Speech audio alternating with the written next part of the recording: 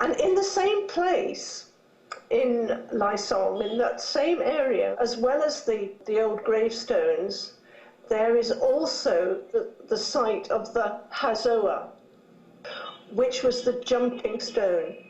And particularly in Zemi society, this was the most sacred and special part of the village. This was where the heads were buried after they'd been taken on a headhunting raid.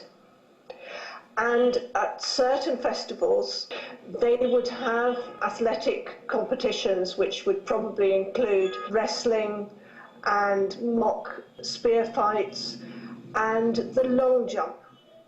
And the Hazoa stone stood 1.5 feet above the ground, 1 foot to 1.5 feet, and they would take off at the Hazoa stone and jump as far as they could into probably some fairly soft earth at the end.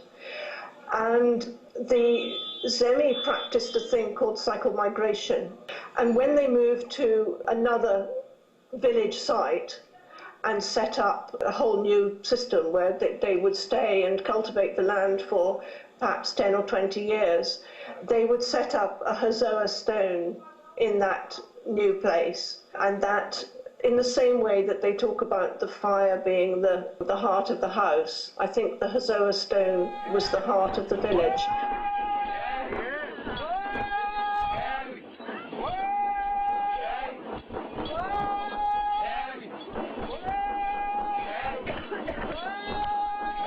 I suspect if you took this film back, they'd say, oh, well, actually, I've seen it on YouTube, because quite a lot of my stuff is now on YouTube and bits of this film, but there's a lot that isn't, obviously.